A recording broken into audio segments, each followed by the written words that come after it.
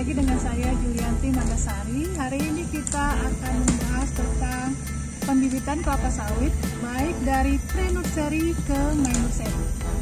Ayo kita akan laksanakan pembelajaran ini dan harap cermati pembelajaran ini, semoga kita bisa memahaminya. Pembibitan kelapa sawit merupakan kegiatan menumbuhkan dan merawat kecambah hingga menjadi bibit yang siap untuk ditransplanting ke lapangan atau lahan. Tujuan dari pembibitan adalah untuk memastikan secara sesama bahwa bibit yang ditanam di lapangan atau lahan adalah bibit yang sesuai prosedur, standar, dan prosedur manajemen kebun. Pada video sebelumnya, kita sudah membahas yang pertama adalah syarat lokasi pembibitan, yang kedua sarana dan prasarana pembibitan. Hari ini kita akan membahas menerapkan pembibitan tanaman perkebunan secara generatif untuk tanaman kelapa sawit.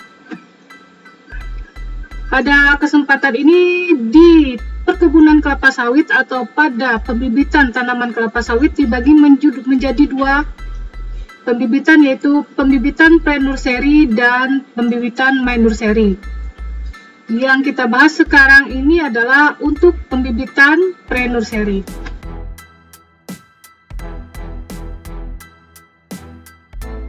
Jadwal kegiatan pembangunan dan perawatan persemayan. Yang pertama adalah membangun bedengan, kedua membangun gudang, ketiga memasang sistem instalasi air, keempat, mengisi baby bag dan menyusunnya pada bedengan, kelima, seleksi kecambah, keenam, menanam kecambah, dan terakhir ketujuh adalah perawatan.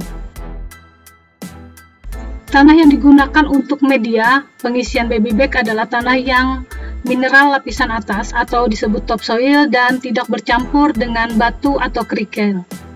Topsoil diayak terlebih dahulu menggunakan ayakan berukuran 1 cm untuk memisahkan bongkah tanah dan sisa-sisa akar atau kerikil. Pada setiap baby bag dicampur 5 gram rock fosfat. Selanjutnya, baby bag yang telah diisi tadi disusun rapi pada bedengan-bedengan yang telah disiapkan sebelumnya. Kecambah dikemas dalam kotak kayu yang sudah disegel oleh pengirim kecambah. Kemudian kotak tersebut dibuka secara berhati-hati agar calon akar dan batang tidak rusak atau patah. Di dalam setiap kotak terdapat 15 bungkus kecambah yang tiap bungkus kecambah berisi 200 kecambah yang harus diseleksi terlebih dulu sebelum ditanam di pre-nursery. Bungkus kecambah sawit tadi dibuka secara hati-hati menggunakan gunting dan diletakkan di nampan untuk diserahkan kepada tim seleksi.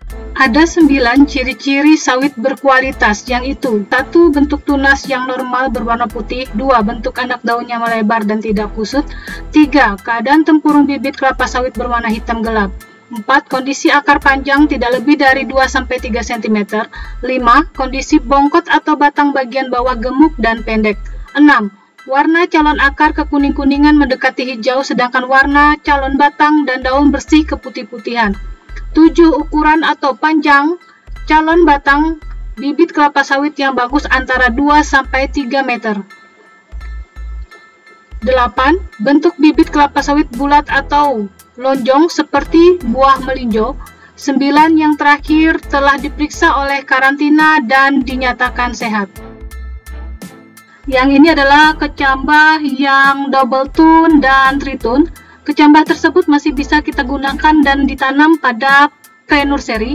Kemudian pada bulan kedua kecambah tersebut dipisahkan menjadi 2 tanaman atau 3 tanaman, sehingga nantinya pada main nursery kecambah tersebut bisa digunakan atau dipakai. Berikut ini adalah kecambah apkir, yaitu patah radikula dan plomula. Kemudian kecambah yang tidak tumbuh radikula atau plomulanya, terakhir busuk atau layu dan berjamur. Ini adalah contoh kecambah normal yang siap ditanam ke pembibitan. Setelah pelaksanaan seleksi, selanjutnya kecambah disemprot dengan fungisida dan dibawa ke bedengan yang sudah disusun di PN. Selanjutnya kecambah ditanam pada baby bag. Yang perlu diperhatikan adalah Jangan sampai terbalik waktu penanaman antara radikula dan plumula, yaitu calon akar dan calon batang.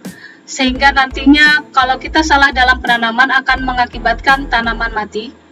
Yang kedua, perlu diperhatikan juga untuk kedalaman lubang tanam, jangan terlalu dalam karena akan mengakibatkan susah tumbuh calon batang atau plumula.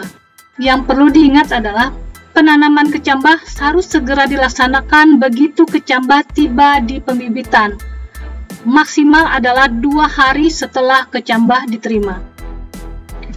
Setiap bedengan memiliki papan label yang berisi nomor plot, jumlah bibit, tanggal tanam, varietas, rencana transplanting, serta seleksi, baik seleksi 1 maupun seleksi 2 di pre-nursery. Kegiatan pemeliharaan bibit di pre-nursery meliputi: pertama, pemupukan, kedua, pengendalian HPT, ketiga, penyiraman, keempat, pengendalian gulma, dan kelima adalah seleksi. Pada kegiatan pemupukan, beberapa hal yang harus diperhatikan. Yang pertama adalah aplikasi pemupukan harus sesuai dengan program yang sudah direkomendasikan. Kedua, pemupukan dilakukan pada sore hari. Ketiga, pemupukan dilakukan dengan cara menyiramkan larutan pupuk dengan menggunakan gembor. Keempat, larutan pupuk harus dibuat lebih awal 2 atau 4 jam sebelum digunakan.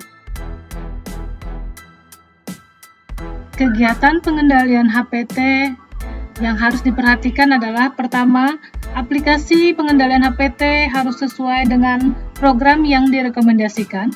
Kedua, stok insektisida dan fungisida yang sejenisnya sesuai dengan rekomendasi harus tersedia di gudang kebun.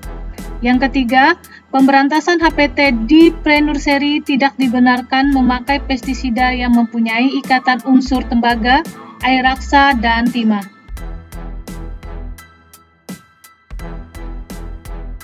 Penyiraman bibit dilakukan 2 kali sehari, pagi dan sore hari. Bibit tidak perlu disiram apabila pada malam hari turun hujan lebih besar dari 6 mm karena kebutuhan air adalah 0,2 sampai 0,3 liter per bibit per baby bag per hari. Kegiatan pengendalian gulma di persemaian hanya dilakukan dengan manual, yaitu dengan mencabuti seluruh jenis gulma yang tumbuh di dalam polybag dan di sekitar bedengan. Bersamaan dengan pengendalian gulma tersebut, dilakukan penambahan tanah di dalam baby bag pada bibit yang doyong dan tersembur akarnya. Kegiatan selanjutnya adalah seleksi bibit. Pelaksanaan seleksi dilakukan 3 kali. Yang pertama adalah seleksi kecambah yang tadi sudah kita sebutkan di depan.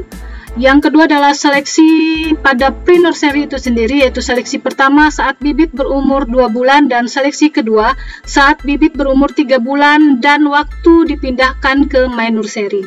Berikut ini adalah gambar bibit normal yang siap ditanam di my nursery. Berikutnya adalah gambar bibit yang abnormal yang nanti akan diseleksi dan dipisahkan dengan bibit normal. Demikian materi tentang teknik pembibitan kelapa sawit, khususnya pada pembibitan awal atau biasa disebut pre-nursery. Semoga kalian bisa memahami dan dapat mengerti apa saja penjelasan yang Ibu berikan. Jumpa lagi dengan Ibu pada materi berikutnya, yaitu pembibitan tahap kedua atau my nursery, atau juga bisa disebut pembibitan utama. Akhir kata Ibu ucapkan Assalamualaikum warahmatullahi wabarakatuh.